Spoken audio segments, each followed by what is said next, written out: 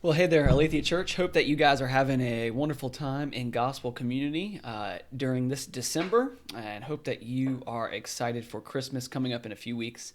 I want to spend a few minutes recapping my sermon from this past Sunday, which was about the carol Silent Night. One of the things I did to introduce our time on Sunday was just the fact that we're in this season of Advent, and even though we're not doing a Advent series per se this year, we still wanted to do something unique and different. So what we're going to be doing for the next 4 weeks is looking at a different Christmas carol and kind of looking at it from a biblical perspective. And so this past Sunday, we looked at the Christmas carol Silent Night. And one of the things I talked about as I shared the story of where the hymn comes from and why it's so important and why it's become so popular.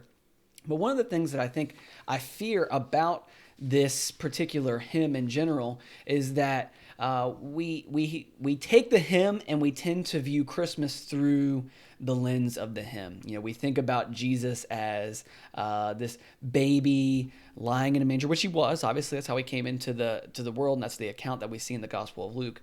But we think about this silent night where the shepherds show up and Jesus is in the manger, and everything is great and beautiful and everyone's rejoicing.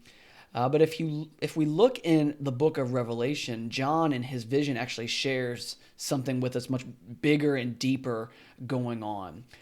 So in Revelation chapter 12, what we see kind of in those first 6 verses is there's some characters introduced to us. There's the woman with the crown with the 12 diadems, and then there's the dragon that is there as well. And it says that the woman who represents Israel and the church and God's people is getting ready to give birth to a baby, and that the dragon is waiting there to devour that baby or to devour that child. And what we see is that Jesus is that promised child, and that Satan is attempting to devour or kill him because he wants to stop God's rescue plan. And we looked at Genesis chapter 3, and hopefully in Gospel Communion, you'll spend some time looking at Genesis chapter 3 tonight. But what we see throughout the Old Testament is from Genesis 3 on, God has cursed Satan. And since then, Satan is attempting to thwart this curse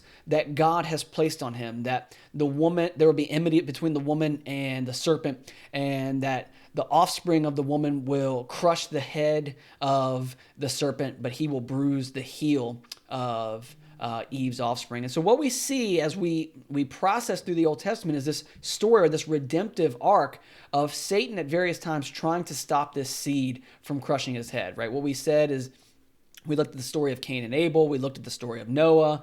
We looked at the story of Saul and David, and talked about how those stories relate to Satan attempting to really stop this curse that God had placed on him. And so by the time we get to the New Testament and we get to the Gospel of Luke and we're looking at Jesus being born in a manger, what we see is what we see here in Revelation chapter 12, verses 1 through 6, that this baby is being born who is this promised seed from Genesis chapter 3. And we see that Satan desires to stop him. And so we looked at how Satan himself tried to use Herod to stop Jesus and to kill him and to devour him. And then we looked at kind of moving forward what God did, and how Satan tried to thwart Jesus' ministry and to thwart the seed every step of the way, and yet God was faithful to Jesus. And then finally, when Satan thinks he's won, he's actually lost at the cross. And we took some time to look at that, and how Jesus' victory over sin and death was ultimately culminated in his resurrection, and how God called him up, which was talked about in verse 5 and verse 6 of Revelation chapter 12. And then what we see after that in Revelation 12 is just this cosmic battle that's been going on since Jesus' ascension. We see that the church runs into the wilderness and God promises to nourish him. We see that there's a cosmic battle going on in the heavens where Michael and the angels have defeated Satan and cast him down to earth, with an ultimate promise coming later on in Revelation chapter 20. And then what we see is the ultimate promise of what is going to happen to Satan.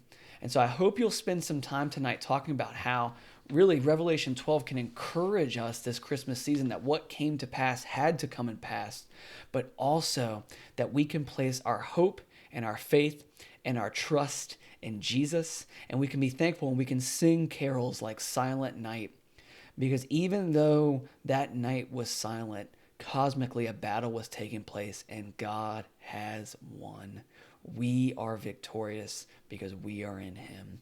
I hope you will cling more to Jesus during this season and every season. I hope you have a great time at Gospel Community. Have a great week. Go and be the church.